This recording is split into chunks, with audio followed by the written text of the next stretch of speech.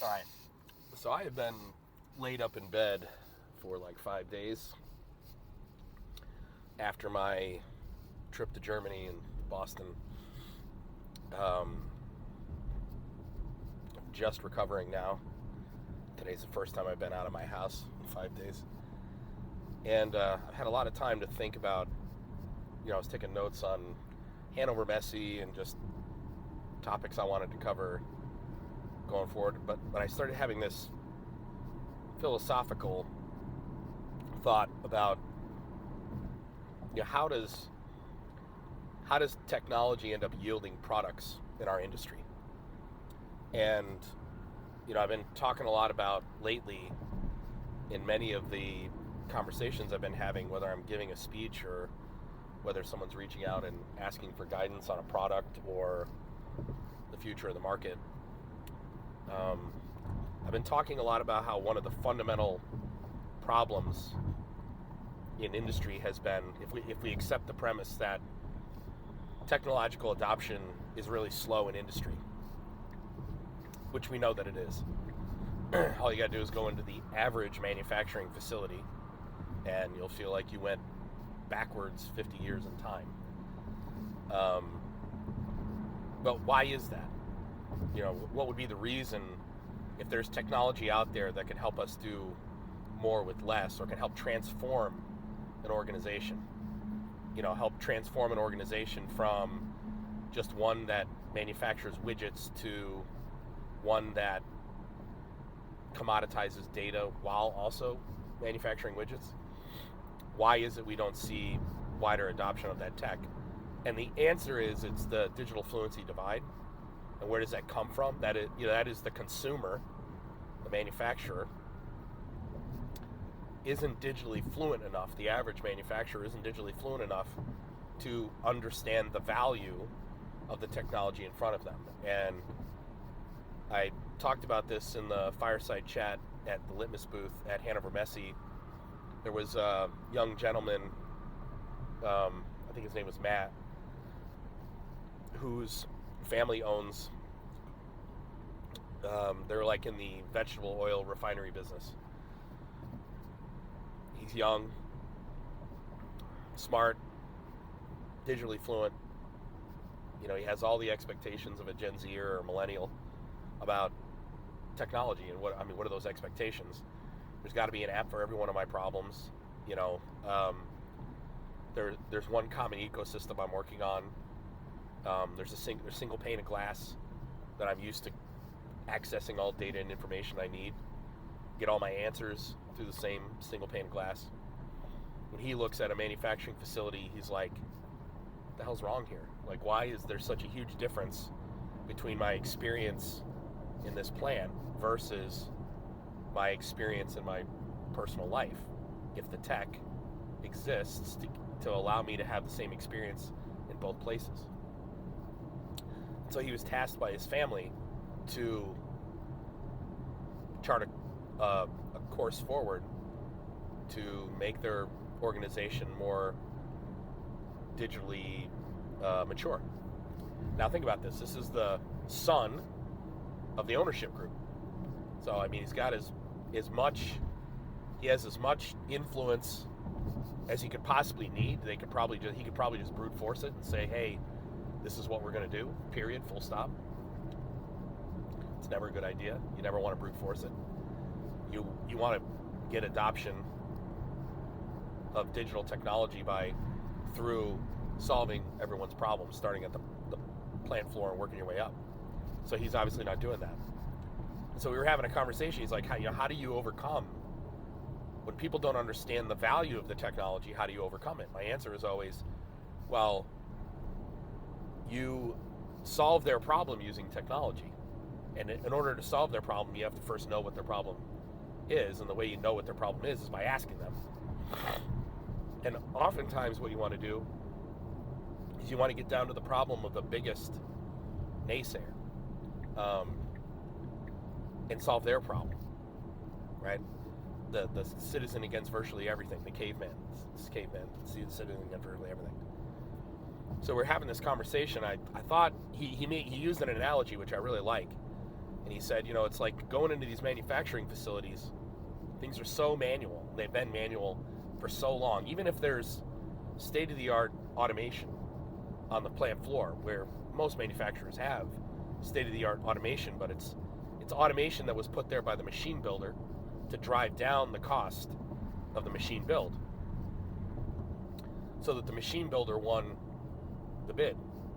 But oftentimes manufacturers don't even know what they have. I mean, and that's what I see. It's a predominant theme in legacy manufacturers. They don't even know what intelligence they have in their plant. And if they do, that knowledge is limited to just a small group of people. So they don't even know what to do with that intelligence. But the analogy that he used is, when I go into these manufacturing facilities, it's almost as if I'm going back in time to the pre-electricity days. And me making the case for technology it's like trying to make the case for electricity to people who don't even know what electricity is. And I said to him, well, I didn't say this, but I thought about it later. I said, well, you have to solve their problem using the technology. And the way that I've always approached it in my career was, there's some problem that must be solved, that the organization knows must be solved, that they're hiring someone to solve. So there have been many times where I was hired to just connect equipment together. The manufacturer did their own homework. Oh yeah, there's this tool, there's an OPC server out there. It's got some drivers that can talk to our PLCs. I don't know how to use that software. Let's hire somebody who knows how to use it, and let's ask them to connect everything together. And what I've done is I've gone in and I've seen, okay, yeah, yep, you need to connect this stuff together. I have many options as an architect and as a solutions provider for connecting that together. Like, for example, let's say I'm going to use Kepware. I could land Kepware. Say I've got 16 assets. Half of them are Omron PLCs, the other half are, say, Rockwell. And I'm going to connect to those PLCs via Kepware. I'm going to, in the Omron driver, I don't remember if I can browse tags in Omron, but I'm going to build out the tag structure inside of Kepware. I'm going to import the tags from the Rockwell PLCs. And then I'm just going to say, I'm done. Here you go. Go to Kepware. There's your tags. Now all you need is an OPC client that connects, and you're going to put in an item path and retrieve, right? That's one option. The other option, though, which requires the same amount of effort, but gives them a foundation to become a digital company, would be, yep, let's go ahead and land Kepware, but let's also drop in an instance of Ignition. And what I do is I connect Ignition to Kep server. So now anything that's in Kep server, Ignition can fully browse. Also, I can do an explicit OPC read through that OPC server to any device. So even if I didn't configure a tag, if I know the namespace inside of the device, I know how to do an explicit tag read, an OPC tag read, for even tags I didn't generate inside a Kep server. Also, I can take a transmitter module, and I can take all those tags that I've created in Ignition from that connection to Kepware, and I can, transmit them into an MQTT broker that just any generic client can talk to. The level of effort to do both of those things is the same. The difference is one gives you the first step for a digital infrastructure. The other one was a very deterministic approach. What I did was I limited the technology that I put in to just the problem they asked me to solve. Now, one of the things that I like to do is I like to put in that open infrastructure, that platform upon which I solve problems, and find a problem I can solve quickly to just demonstrate to them the art of the possible. And now what I don't have to do is try to have a theoretical discussion with them, right? Like something as simple as, I remember I was working for this company that had these pin cutting machines. Excuse me. I'm still recovering. So I was working for a company that had these machines that basically you fed in various types of diameter of wire, and then the machine cycled at 30 to 60 strokes per second, and it would cut pins. Okay. Well, one of the things they had maybe 12 of them, and the way that the floor was set up was they would not schedule production to any one machine. What they would do is if they had a work order to run and machine 1 was available, it was the closest one to where the wire came from, they would run it on machine 1. And then if you went all the way up to machine 12, if you were to look at strokes, machine 1 had way more strokes on it than machine 12, right? So it was treated almost linearly. They didn't spread out the work across the 12 machines equally. So they would never run a work order on machine 4 if machine 1, 2, or 3 were available. Okay. And one of the things that one of the engineers told me when I was doing this, doing a proof of concept where I was just connecting equipment together, I said, what kind of what's your guys' biggest problem in this area right here where I've just connected all these 12 machines? And he said, well, right now we have these little manual counters where we count the strokes on the tooling. So there's basically a die that goes in there and cuts the pins. He's like, and we don't know, like we go every hour, we have somebody go with a clipboard and they read the strokes on those dials and put it on a spreadsheet. And that tells the tooling department when it is the operator when they need to change the tooling out. As the tooling gets more and more wear, you get more and more bad pins produced. And what I really need to know is two things. I need to know what are the total number of strokes on a machine this month. How many strokes has all the machines run this month, and how many strokes are on the tooling that's in each machine at this exact moment. That's all I need to see. Now, because I used the approach where I connected the machinery together with Kepware, they were all running, I think it was Slick PLCs, and then they were using there was a high-speed counter card. It was a pain in the ass because the high-speed counter card had a lot of trouble picking up the resolution, the 60 strokes. But there was a high-speed counter card on each of the machines. These were Slick 504 PLCs on all 12 machines. Because I went Kepware to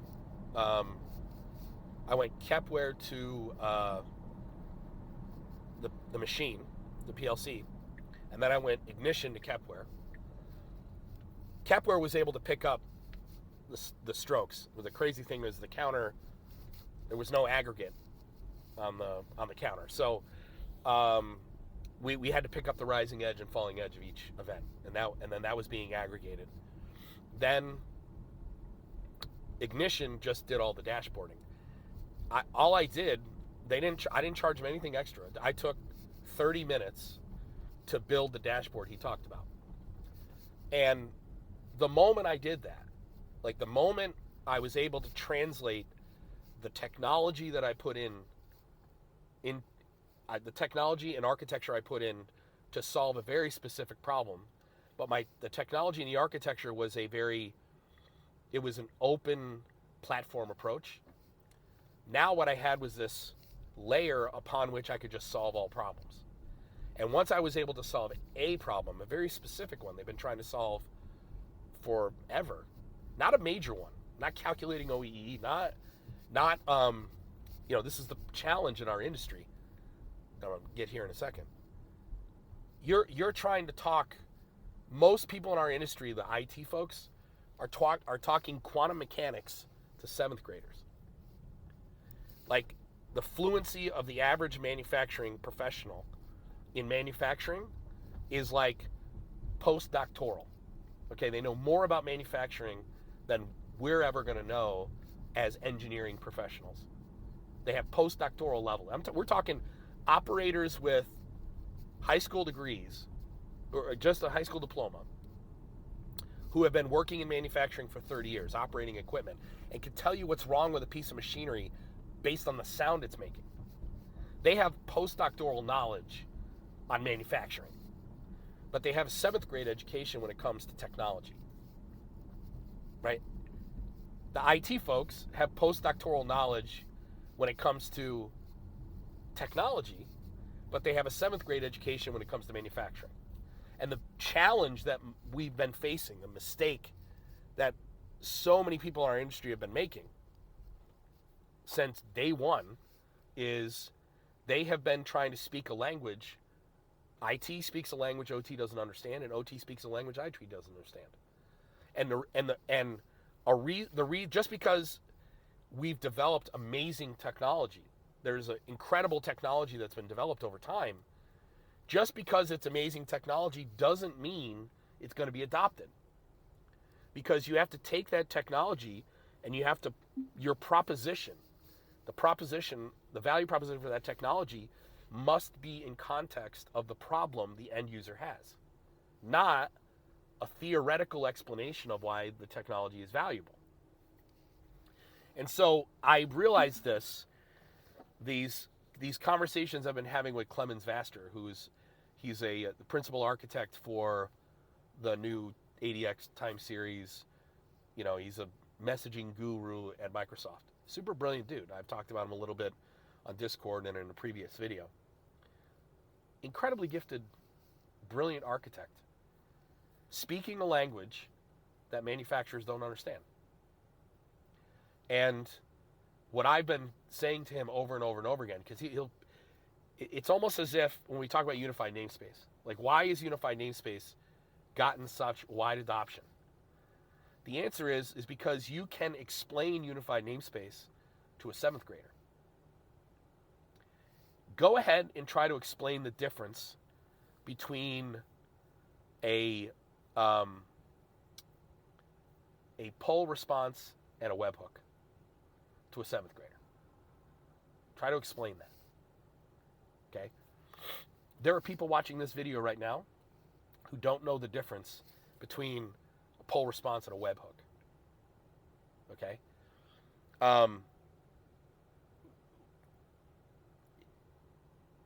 Really brilliant architects are speaking in a language that their potential customers don't understand. So what do they try to do?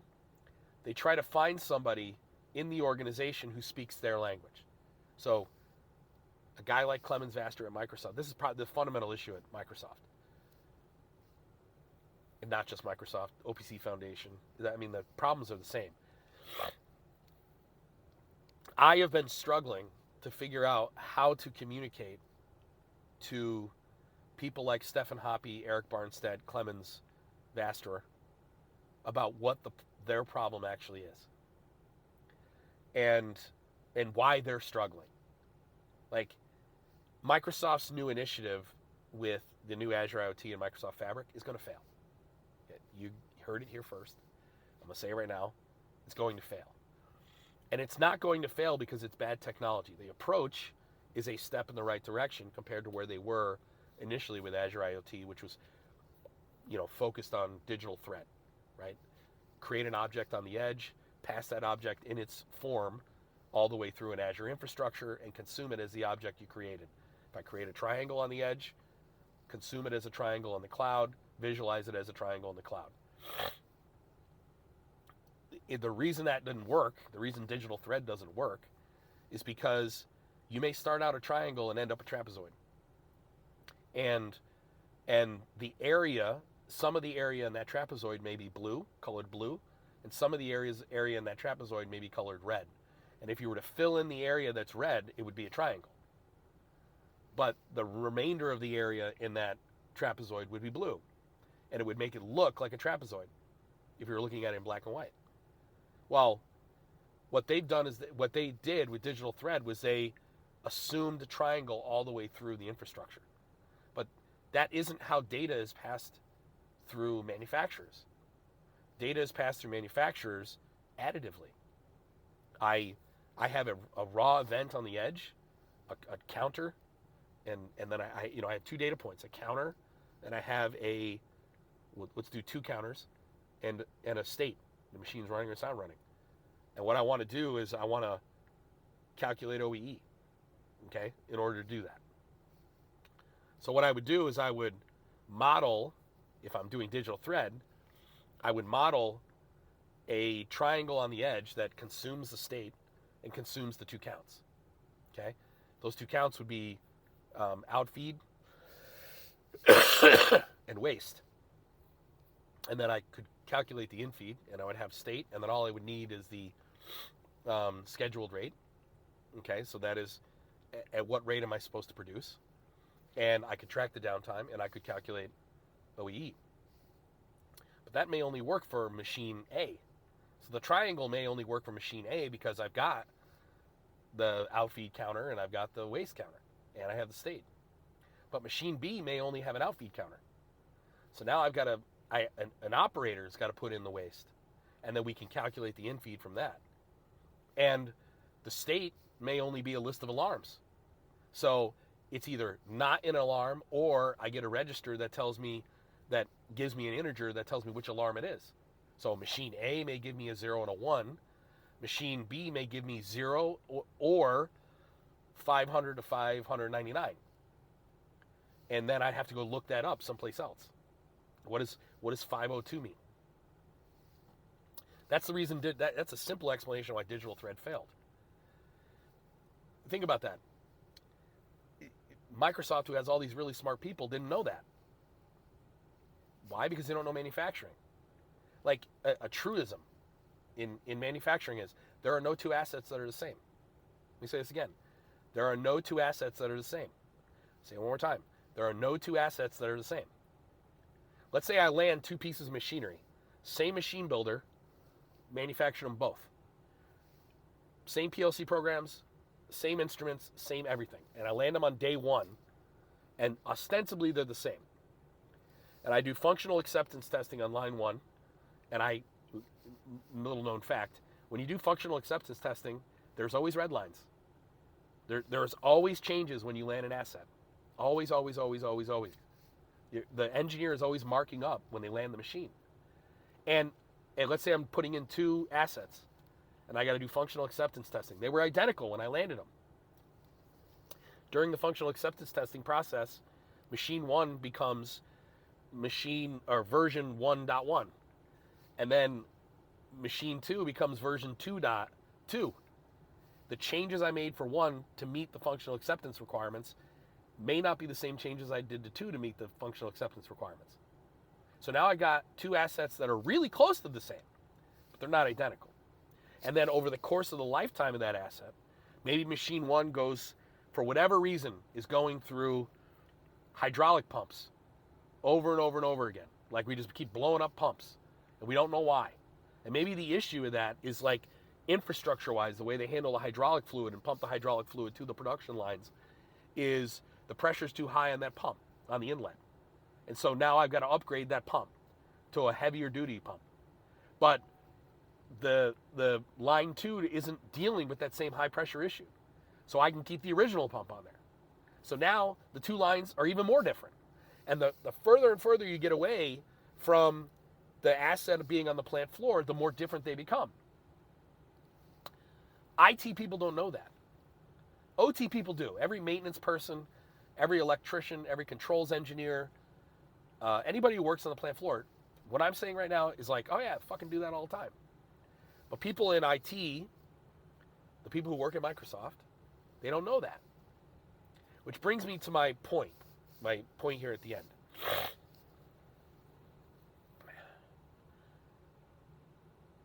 Digital transformation is a journey. For each person, each organization, each group in an organization, but also collectively across the industry. And collectively across the industry, over time, because of digital transformation, we are getting smarter and smarter. The digital fluency of all of us can be measured. We can do a distribution, and we can measure digital fluency of people and of groups and of organizations and of the industry as a whole. When we are talking about ideas and we are trying to use technology to implement ideas that yields solutions for organizations, we must be speaking the language of the people we are conveying the message to. We have to speak in their language. And one of the things that I ask myself all the time, whenever I shoot a video, or I write a LinkedIn post, or whatever, or do something on Discord, is who is my audience? Who is my audience? And which audience am I speaking to? Am I speaking to the 7th grader? So let's say I'm an OT guy, and I'm talking to an IT guy about OT stuff. I'm going to assume the IT person has a 7th grade education on OT. But if I'm an OT person talking to an OT person, I'm going to assume that OT person has a postdoctoral level of knowledge about operational technology, about manufacturing, and vice versa. The reason that unified namespace is taken off as an architecture is because it can be explained in everyone's language. And for the Clemens Vasters of the world, and the Stefan Hoppes and the Eric Barnstedts, and the people who think they have it all figured out, if you keep saying to yourself, why is no one listening? It's because you're not speaking their language. That's it. We must be speaking the language of the group we're talking to. We have to talk on their grade level, and it's not literally a grade level, but it's a good metaphor. We have to talk on their grade level, and we have to talk to their aptitude, and we have to talk in the context of their problems. And if I could distill it down, the success that I've had in this industry, down to a single concept, it's that. It's always trying to put myself in the position of the person I'm talking to. Even when I get attacked on YouTube, I don't take it personally when somebody attacks me, ever. I mean, if they attacked me personally, said something about what kind of husband I am or dad or whatever, I'd probably take it personally. But in my professional life, I never take it personally. And if somebody posts a comment on a YouTube video and says, this happened today, somebody said your comment what you said there was just midwit talk. My response is, what about this makes it midwit? Like, what is the part that I said where I wasn't speaking your language? That's what I do. And I think that's what you need to do. That's what we all need to do collectively. We need to put ourselves in the shoes of the people whose problems we're trying to solve. And we need to speak in their language, and we need to speak at their grade level. But we also need to understand that their grade level, their aptitude, their fluency is going to change over time rapidly. Rapidly. Okay, and you see it in the Industry 4 community. There are people who came in that were like smart people, but very low digital fluency, didn't understand anything we were talking about. And a year later, they're experts in the field. Right? Now they have vast digital fluency. And they can have detailed technical discussions about how to implement solutions. That's important. All right, thank you for watching. Like, subscribe, comment down below. I'll see you in the next one.